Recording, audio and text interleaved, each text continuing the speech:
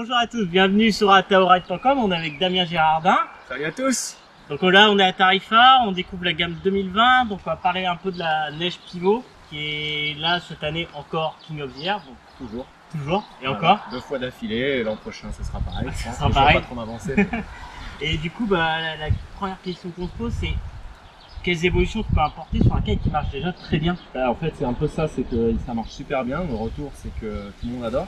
Donc c'est plus dur de faire des grosses évolutions, donc là c'est petites évolutions cette année pour améliorer un peu.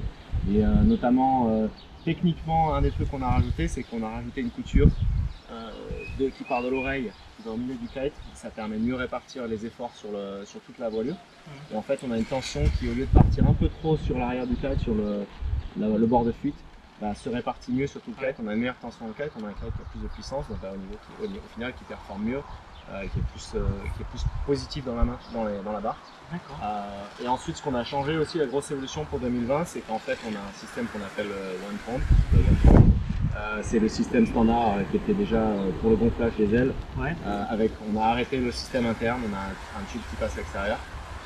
Comme ça, les gens qui avaient peur d'acheter un kite neige parce qu'il y avait le système au alors qu'il était très bien et en termes de poids mais c'est vrai que toutes les autres marques ne l'ayant pas, tout le monde disait c'est pas bien, faut pas l'acheter parce que voilà, c'est le jeu aussi.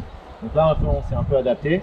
Vous avez fait en plus des tuyaux qui sont assez larges. On a fait des tuyaux plus gros que ce que j'avais pu essayer sur d'autres kites parce que je trouvais que c'était difficile de dégonfler les lattes. Donc tuyaux plus gros, c'est plus simple de ranger. Et au niveau de la valve aussi, les valves de gonflage, on a une grosse valve qui s'accroche à la pompe, donc la pompe qui s'en va plus. Bouton push in et push out pour dégonfler et gonfler, un peu comme sur les planches, le même que sur les planches de stand-up paddle. Ce que j'aime c'est que c'est bien, il n'y a rien qui sort des lignettes, c'est clean, c'est bien et surtout la valve est assez résistante en plus dans le boudin, c'est ce que tu disais en termes de construction. Il y a un renfort à l'intérieur en fait, une pièce en polyuréthane vraiment molle en fait, qui fait qu'il n'y a aucune pièce dure qui peut toucher le bladder. D'accord. Et toujours on est sur un Quadtex là qui de toute façon a fait ses preuves et qui séduit en termes de durabilité. Là on est c'est la 4e génération de pivots en Quadtex. C'est ça. Et tu vois les gens qui en sont toujours super contents quoi. Voilà. Et les kites qui vieillissent pas. Problème. Ça n'a pas un problème. Non, en fait c'est très bien, c'est pas du tout un problème parce que c'est le but, tu vois, que tu achètes ton kite, ça dure longtemps. Et le Quadtex, moi j'arrête pas, ça rend les. Donc, c'est ce que tu dis, ça les rend. Ils durent plus longtemps, ils sont plus solides, ils défendent moins, ils volent mieux parce qu'ils sont plus raides. On a pu les faire plus légers parce que comme le tissu est un peu plus lourd, à peine 6 grammes par mètre carré, donc c'est rien. 60 grammes. Voilà, c'est plus 60 grammes, mais surtout ce qu'on a fait, c'est qu'on a enlevé plein de renforts qui en fait sont plus nécessaires. Des renforts en dacron initialement. Des tissus qui étaient plus lourds, et donc en fait au final on a des kites qui sont plus légers. Et plus léger le kite, mieux il vole. Voilà. Et du coup là c'est vrai qu'on retrouve toujours la construction qu'on connaît chez Nesch, assez aboutie, très aboutie même. Très aboutie, ça fait 21 ans qu'on fait des kites, je crois, comme ça, donc ça fait 21 ans qu'on bosse avec la même usine. Moi j'y passe plus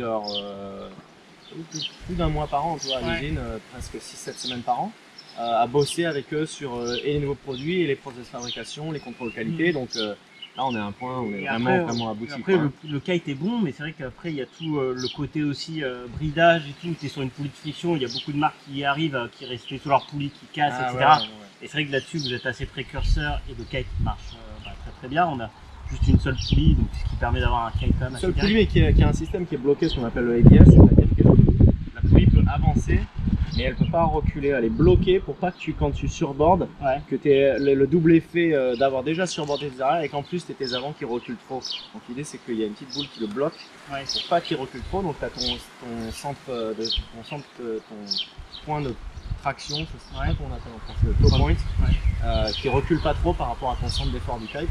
Et l'idée c'est que ça reste aligné et que ça vienne jamais derrière. Et donc grâce à cette petite boule rouge, c'est pas que la boule rouge, c'est la géométrie générale, en fait elle fait que avancer la poulie. Et après il y a aussi l'aspect où vous êtes sur un V-bas, là il y a pas mal de marques qui mettent du temps à passer pour des raisons, parce qu'ils ont pas envie de perdre de clients, ils ont pas envie de perdre de clients, etc. Et vous êtes sur le V-bas depuis très longtemps, et sur les kites on sent vraiment un comportement, tu dois tester d'autres kites. Je teste d'autres kites, je teste d'autres barres aussi, et franchement je suis convaincu que c'est le système. En plus ça permet de poser ton voile tout seul. Il y a un avantage. Je navigue des fois mieux dernier, parce que je vais naviguer des fois un peu tard. Il n'y a plus personne à l'eau, c'est là que c'est le mieux, tu es tout seul sur la vague. Des fois je rentre au bord avec plus personne. C'est vrai que Et du coup, en gros, bah voilà, elle continue à évoluer chaque année, comme à chaque fois. Voilà. Mais bon, pourquoi changer une recette qui marche quand elle marche très bien et elle continue de gagner des titres et en plus elle est accessible au plus grand nombre de pratiquants. Ouais. Et c'était le challenge. Bah, c'était fait pour ça en fait. Au début, c'est Kevin qui d'un coup s'est rendu compte que c'était bien aussi. Ouais, c'est ça, ouais. Et du coup, là, on se retrouve un débutant. On navigue avec une voile qui peut aller à 30 mètres de haut. Voilà, exactement. Bien joué. En tout cas, bah, on peut la retrouver sur ataoride.com. À très bientôt sur ataoride.com. Ciao.